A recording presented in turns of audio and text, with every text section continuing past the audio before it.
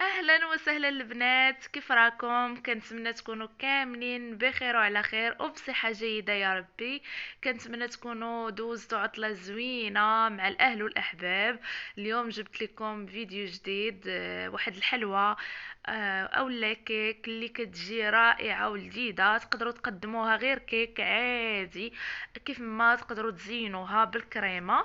كيبقى لكم الاختيار. تابعوا معايا المقادير وطريقة التحضير، وقبل من ذلك ما تنسونيش من لي لايك ديالكم والتعاليق ديالكم محفزة. وشكرا لكم بزاف بزاف على كل واحد كيخلي تعليق زوين. لهلا يخطيكم ندوزو للمقادير وطريقة التحضير.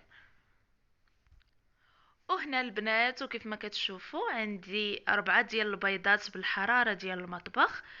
ضروري نكونوا جابدينهم قبل من الثلاجة. غادي نضيف ليهم كاس ديال سنيدة، وغادي نطرب الكل جيدا.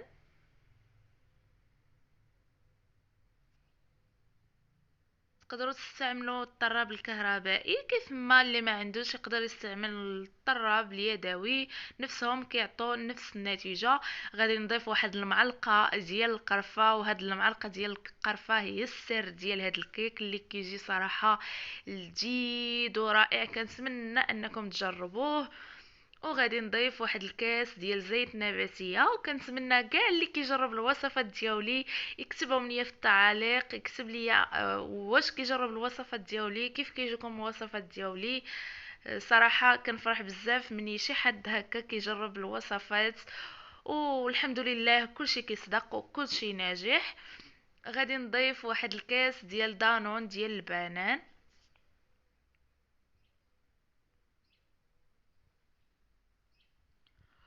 وغادي نضيف الجزر محكوك في الحكاكه رقيقه، والقرقاع مهرمش. كيبقى القرقاع اختياري اولا الجوز كيبقى اختياري، على حسب المتوفر عندكم. و... والجوز او الجزر كنحكو 2 جزرات في الحكاكه الرقيقه. ومن بعد ضفت الدقيق زلافه البنات مع عمراش. بالنسبه لي انا النوعيه ديال الدقيق كتختلف.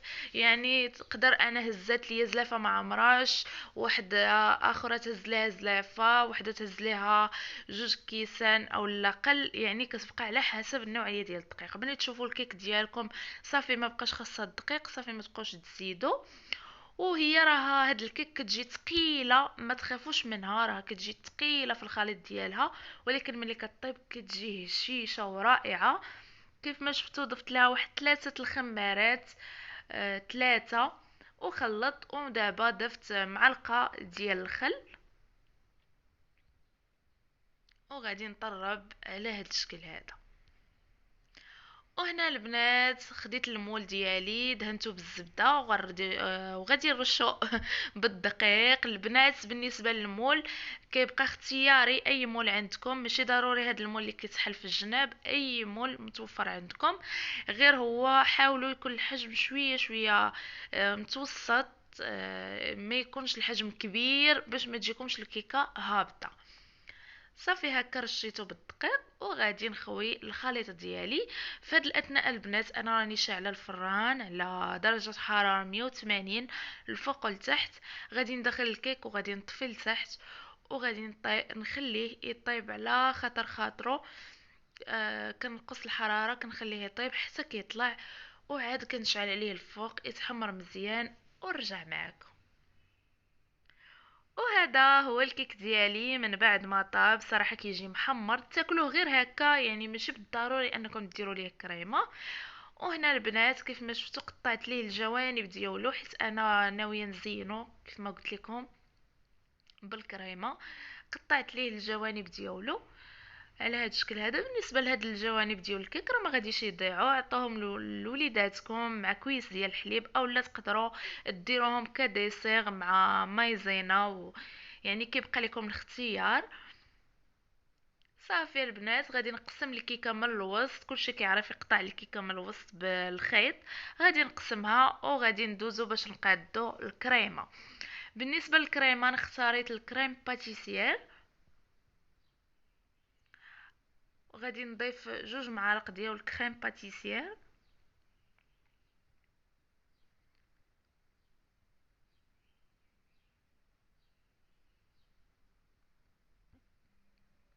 وغادي نضيف عامر ونص كاس ونص ديال الحليب، 2 معالق ديال سنيده. غادي نخلط الخليط ديالي على هذا الشكل هذا، وغادي نديرو على نار مهيله حتى يختر ويعقد. وبالنسبه للكريم شونتي فانا غادي نطربو مع كاس ونص ديال الحليب بارد، والكريم شونتي حتى هو يكون بارد. غادي نطلعهم بالطراب الكهربائي.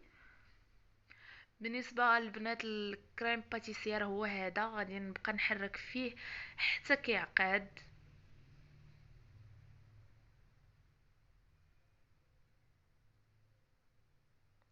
وكيولي على هذا الشكل هذا. غادي ندخلو الثلاجة باش يبرد، نغطيه هكا بسلوفان وندخلو الثلاجة باش يبرد.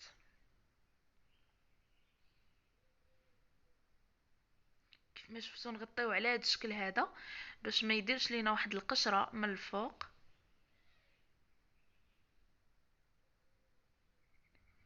صافي، وغادي ندخلو الثلاجة. وهنا البنات الكريم شونتي اللي طربته طلعته بالطراب الكهربائي. غادي نضيف ليه الكريم باتيسير من بعد ما برد مزيان في الثلاجة.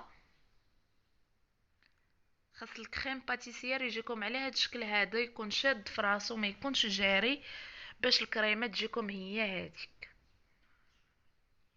صافي البنات، من بعد ما طربت الكريم باتيسير مع الكريم شونتي، ضروري طربتهم حتى ندمجوا العناصر وتخلطوا مزيان مزيان. كناخذ الكيك ديالي